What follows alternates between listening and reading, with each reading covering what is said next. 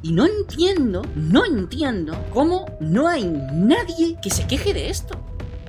De Backrooms, de la que quería hablar. Es que tengo que hablaros con spoilers de la película. El principio de la película es muy entretenido, muy atractivo. Hay cosas atractivas en el concepto de la backroom, ¿vale? De alguna manera cotidiana. O sea, la historia de las backrooms surge con una persona que pide unas fotografías que parezcan normales, pero que se vean extrañas. ¿Cuál es el tema de la película? ¿Cuál es el tema? ¿Cuál es el problema? A ver, el protagonista está yendo al psicólogo, ¿vale? Porque no se encuentra bien. Su vida no está yendo como él querría, ¿vale? Se casó, tuvo que pagar la casa, su piso, porque su mujer no trabajaba, tuvo que pagarle sus estudios a su mujer porque su mujer no tenía dinero, tuvo que mantener a su mujer, y claro, para ello, pues abrió el negocio de tienda de muebles, y en un punto determinado, no sabemos cuándo, el hombre empezó a consumir alcohol, empezó a generar una situación vital en la que llegaba tarde a casa, despertaba a su mujer porque llegaba de noche de madrugada, se enfrentaba a ella y discutía con ella, y cuando su mujer le recriminaba que por qué había bebido o que dónde había ido, el hombre le decía a su mujer que es que se pasaba el día trabajando, que no le había ido muy bien en la tienda, que necesitaba mantener la casa, que claro, que ella iba a estudiar, pero que ¿quién pagaba todo? Esta situación, al principio, parece una cosa y al final parece otra. Entonces, claro, cuando se nos presenta el personaje, al principio, es muy fácil entender por qué este señor no se encuentra bien. Es muy fácil entender que este señor tenía sueños, que este señor tenía esperanzas, que este señor quería vivir una vida determinada, quería, bueno, pues si había estudiado arquitectura, quería dedicarse a hacer edificios, quería dedicarse, en fin, pero no ha podido porque en algún punto determinado los acontecimientos le han empezado a arrollar, como a todos, y ha acabado viéndose atrapado en una situación donde no puede dejar de trabajar, donde su propia mujer le ha echado de su casa, el personaje lo dice, de la casa que estoy pagando yo, cuando ella no trabajaba, cuando ella no ha trabajado y cuando sus estudios se los he pagado yo, y ahora mismo estoy viviendo, no lo dice, pero tú lo ves en la película, estoy viviendo en la tienda de muebles, preocupándome de si gasto mucha luz o no porque no llego a final de mes y no sé qué hacer y no sé cómo salir de esta. Y lo único que tengo es ansiedad, ira, odio, desprecio. Y claro, tú cuando ves eso dices, vale, ok, es razonable. Es normal que este señor se encuentre mal y es normal que este señor se vea atrapado en una backroom. Es normal que de alguna manera la backroom se sienta atraída hacia este señor y lo atrape, porque ya está atrapado, porque su vida ya se ha convertido en un círculo del que no puede salir y la propia película plantea la cuestión de los círculos de los que no podemos escapar. Pero es que la psiquiatra habla y tiene CDs y grabaciones y audios donde se está hablando en la narrativa y en la historia de que esos círculos, esas situaciones en las que nos vemos atrapados por voluntad propia, nos vemos atrapados porque nos sentimos cómodos con esas cosas que hemos construido desde la infancia y de las que no queremos salir. Ya tenemos dos problemas. Primero, las backrooms no son un escenario cotidiano. Porque aunque la backroom tú la veas como un salón de oficinas conocido relativamente, pero que resulta sobrenatural, ¿no? En la película de las backrooms, para acceder a la backroom tienes que atravesar una pared que no tiene límites porque no es una puerta como tal y que es como una especie de holograma que tú, si lo tocas, se atraviesa. Esto ya es un problema. ¿Por qué? Yo ya sé que según el lore, algunas veces para entrar a la backroom lo que tienes que hacer es apoyarte en una pared que parece que es una pared y luego resulta que no es una pared. Pero, aunque esto sea así, tenemos que entender que la parte importante del mensaje o de la simbología de la backroom es la cotidianidad. Otra cosa importante del escenario de la backroom es la idea de estar atrapado, la idea de un laberinto que no termina y la incapacidad de regresar a una supuesta realidad que de alguna manera resultaría menos estresante que el propio escenario de la backroom. Vale, pues primero, en la película, el acceso a la backroom es claramente sobrenatural. Y segundo, es un acceso en dos direcciones, lo cual quiere decir, como ha dicho el propio personaje del tráiler de la película, que se puede entrar y se puede salir. Entonces, el protagonista, cuando vuelve a las backrooms después de haber entrado la primera vez y después de haber escapado de ellas asustado, es porque quiere, es porque le da la gana, es porque le apetece. Y esto es un problema, porque en un punto determinado de la trama, el personaje, tú dices, a ver, volverá pues porque quiere darle pruebas a la psicóloga y tal. No, en un punto determinado de la trama, el personaje no regresa al mundo real y la psiquiatra tiene que ir a buscarle a la backroom. Y resulta, spoiler, resulta que el personaje se le ha ido la olla, que el hombre se ha vuelto loco, se ha convertido en una especie de psicópata perturbado asesino que no quiere escapar de la backroom, que se come a la gente y que ha descubierto que las backrooms lo que hacen es replicar los recuerdos de las personas y que a lo largo de la película En diferentes momentos en los que los personajes han estado en las backrooms, tanto el protagonista como otros, nos damos cuenta de que hay como un monstruo. O sea que al final resulta que la gran amenaza de la película, o la gran amenaza que había en la película, era el propio protagonista, incluso desde antes de que el protagonista entrara en la backroom. El problema con esto es que hay una escena final donde el protagonista secuestra a la psicóloga para decirle que es que las backrooms molan mucho y hay que quedarse a vivir en las backrooms y tal. Y en esa escena, donde ocurren muchas cosas que no me voy a poner a explicar, pero que reflejan que el personaje es un psicópata caníbal, ocurre una escena en la que el protagonista le dice a la psicóloga: vamos a jugar al juego de rol que nosotros hacíamos en las terapias. Al reproducir esta conversación, la película te manda un doble mensaje. Te dicen que están atrapados en un círculo de repetición,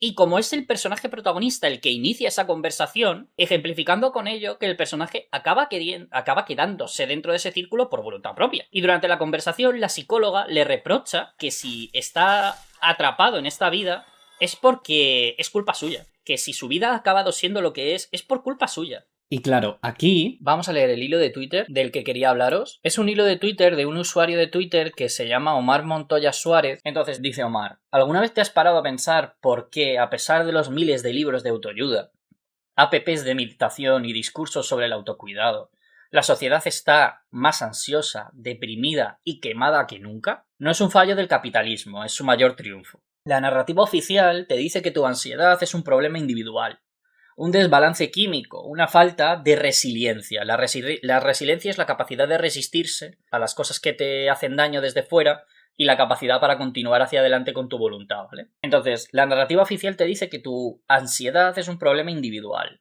un desbalance químico, una falta de resiliencia o que no estás gestionando bien tu tiempo. Te culpan a ti. Lo cierto es que tu malestar no es una falla biológica, es un síntoma de la voracidad capitalista. En el capitalismo, tú no eres dueño de lo que produces, no eres dueño de tu tiempo, no eres dueño de tus ritmos biológicos. Vendes tu fuerza de trabajo, tanto física como mental, para que un tercero acumule capital. Te conviertes en una pieza de un mecanismo que, al despojarte de tu humanidad durante 8, 10, 12 horas al día, dejas de pertenecerte a ti mismo, y el resultado se convierte en un vacío existencial profundo y en un agotamiento crónico. El sistema reduce tu existencia a ser una mercancía que se desgasta con el paso del tiempo. Pero aquí es donde viene el giro maquiavélico, por llamarlo de alguna manera, yo diría malévolo del capitalismo, y es la mercantilización de este síntoma que tú tienes, que es el agotamiento crónico. El capitalismo no solo produce tu enfermedad, es decir, no solo crea las condiciones que te colocan en esa situación, a través de la explotación y la precariedad. También ha convertido tu sufrimiento, tu agotamiento crónico, en un mercado multimillonario. Te enferman con jornadas extenuantes, alquileres impagables y competitividad feroz. Y luego, después de haberte colocado en esa situación, el mercado te vende la solución para que no te sientas mal. Te hacen suscribirte a apps de mindfulness, de relajamiento mental, te hacen contratar retiros espirituales donde pagas, te hacen comprar suplementos de cortisol porque la ansiedad te la produce un bajón bioquímico de la hormona cortisol o, bueno, en fin, lo que sea, y asistir a conferencias de coaching o entrenamiento motivacional. Fíjate en que el lenguaje del autocuidado corporativo funciona así. Duerme bien para ser más productivo. Medita para enfocar mejor tu rendimiento. No te piden que te sanes o que te encuentres mejor para ser feliz, sino para que vuelvas a ser una pieza eficiente que no detenga la maquinaria de producción. Esto es lo que el filósofo Mark Fisher llamó la privatización del estrés. Al traer la depresión o la ansiedad como problemas puramente individuales, al convertirlos en problemas individuales, el sistema despolitiza tu sufrimiento. Si estás triste, el problema eres tú, no el salario mínimo, ni la falta del futuro, ni el desasosiego, ni lo que te provocan estas situaciones. Mientras nosotros, la gente, aceptamos la idea de que la salud mental se soluciona cambiando de mentalidad, dejamos de mirar hacia arriba, hacia el origen, ¿no? Nos olvidamos de que la verdadera raíz del sufrimiento es estructural.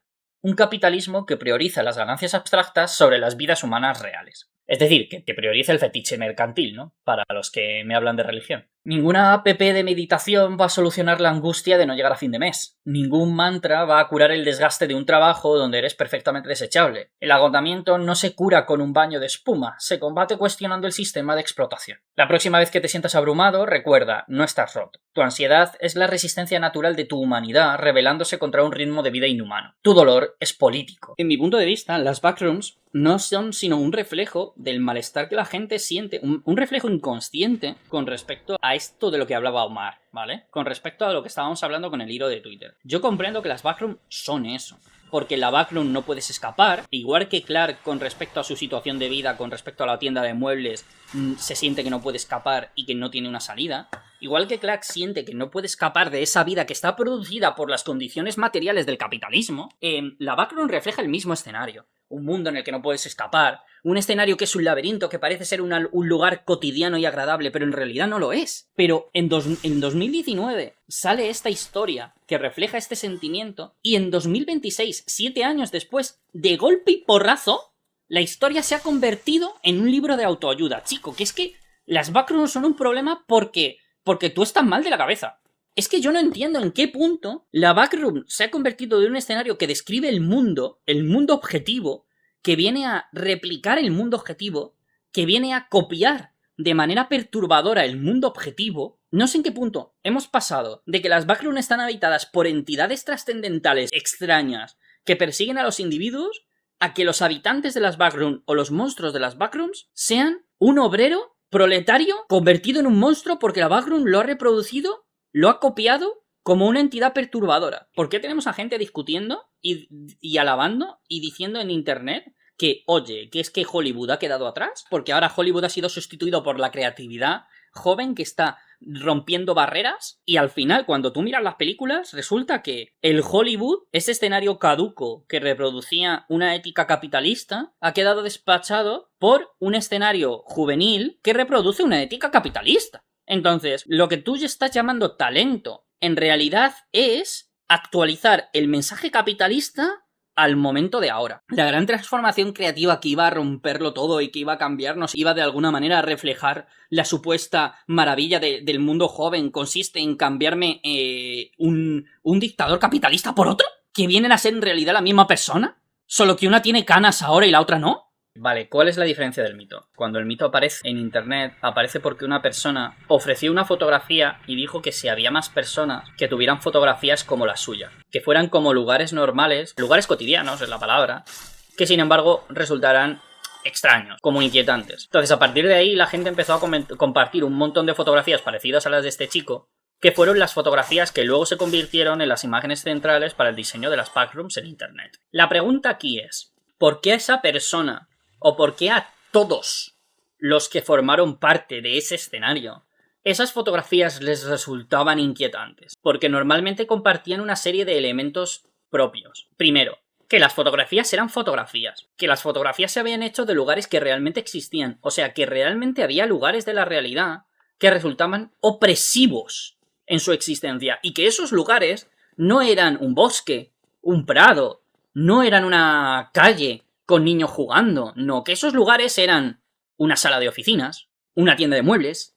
Me explico lo que quiero decir. Que las personas, de manera natural e inconsciente, compartieron como fuente de sus inquietudes o miedos lugares habituales de trabajo. Y cuando compartían escenarios de viviendas, eran lugares de viviendas que no tenían ventanas al exterior, que resultaban por su propia construcción y por su propio escenario como si fueran cárteles para ratones. Entonces, lo que quiero decir es, la aparición del mito de la backroom es un reflejo de cómo la gente siente de forma inconsciente que vivimos en una sociedad que nos trata como si fuéramos animales. Y que el mito de las backrooms viene a reflejar a personas que se sienten atrapadas cuando ven una fotografía de una oficina. Puede ser que esto, en algunas de las versiones de la backroom, no refleje lo que yo quiero decir, ¿vale? Pero tampoco necesariamente lo niega. Porque en el momento en el que tú estás hablando de que la backroom es un laberinto en el que te quedas atrapado y que la backroom no replica los recuerdos de la persona, sino que lo que hace es replicar la realidad,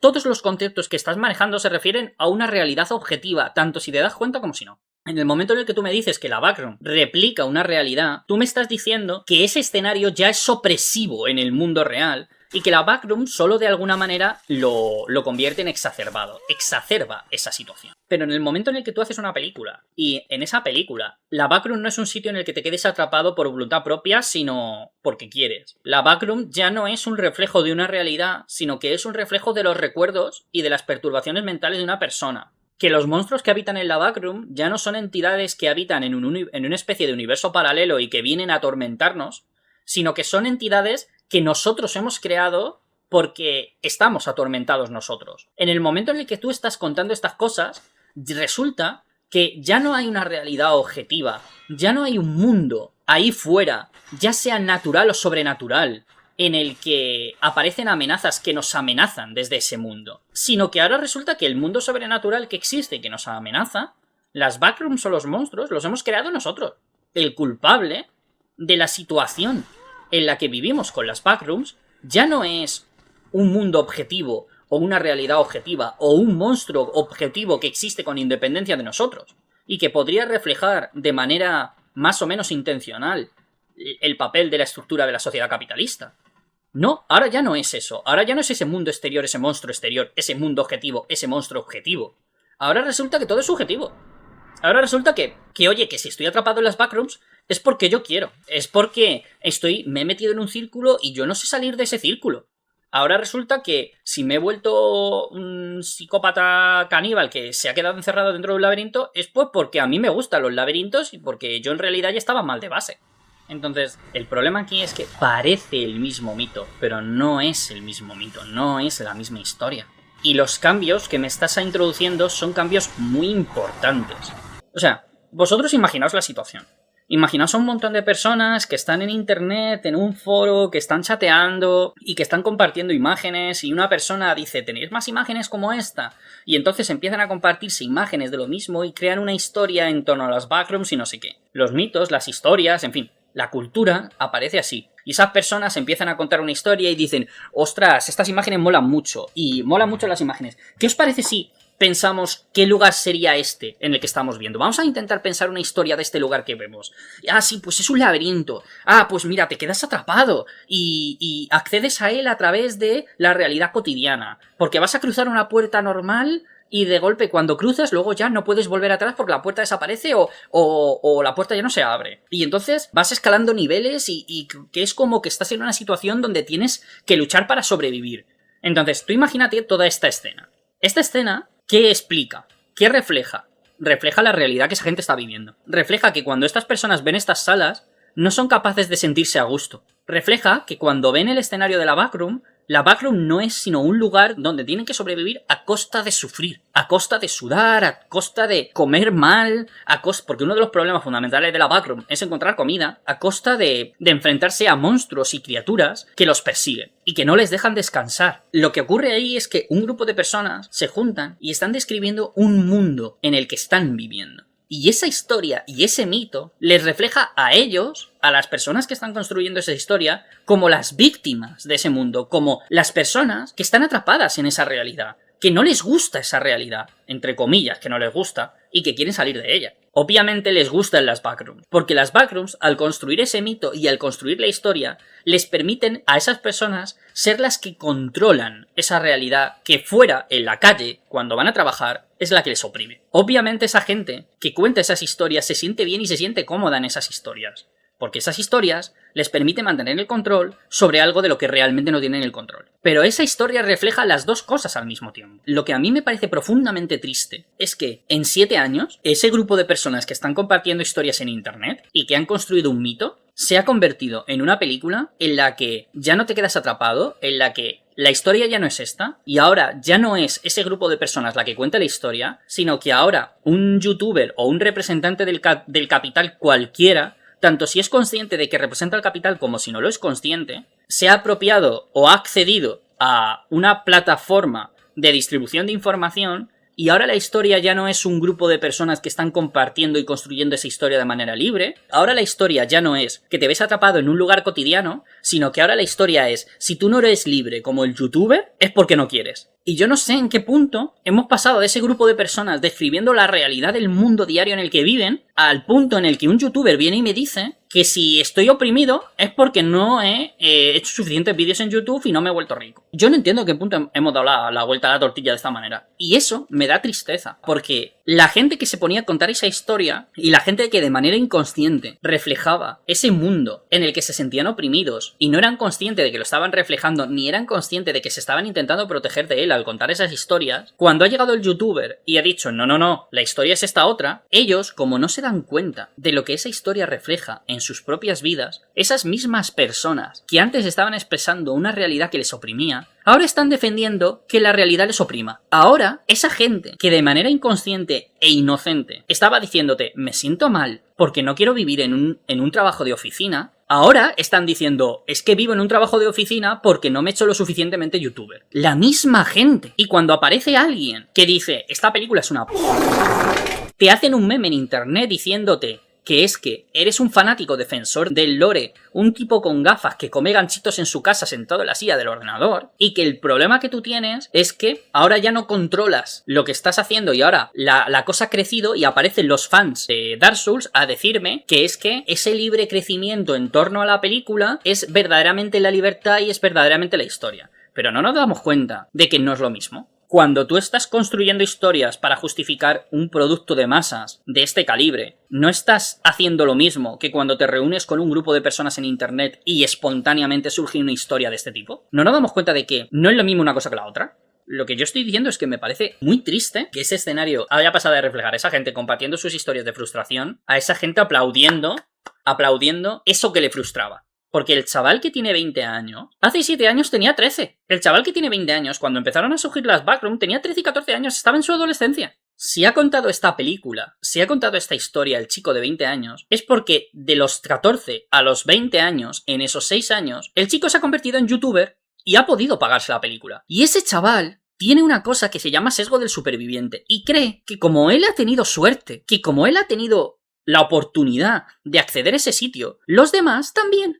No se da cuenta de que el hecho de que haya algunas personas privilegiadas sea precisamente el proceso a través del cual las otras que no son privilegiadas están oprimidas. La cuestión es que la acumulación de riqueza que permite a una persona, movilizar un aparato de producción y un aparato de comunicación como es el cine y pagar 700.000 euros o no sé cuántos millones que haya costado la película a una persona, a un youtuber, y que el escenario de la comunicación audiovisual haya pasado de ser una productora a una persona que controla todo ese escenario. No sé si nos damos cuenta. Yo entiendo que esa persona no se dé cuenta de que eso es parte del proceso opresivo. Yo entiendo que esa persona no se dé cuenta, pero es que es parte del proceso opresivo. No nos damos cuenta de lo brutal que es esto. No nos damos cuenta de lo bestia. Y a mí eso es lo que me produce franca y profunda tristeza. O sea, a mí lo que me produce profunda tristeza es que aplaudamos que nos estén poniendo grilletes como si fuera una liberación de los mismos grilletes.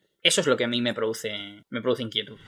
Pero me gustaría, yo qué sé, que alguien dijera esto, porque me cago en la mar. ¿Por qué nadie está hablando de esto? Porque yo no entiendo cómo nadie está hablando de esto. Yo no entiendo por qué nadie está señalando este problema. Que una película no puede dar este mensaje. Ah, y por cierto, para saber cuándo hacemos directos o ver más vídeos, puedes unirte a nuestro Discord en la descripción. Si te ha gustado, déjanos un like y suscríbete, por si todavía no lo has hecho. Muchas gracias por ver el vídeo.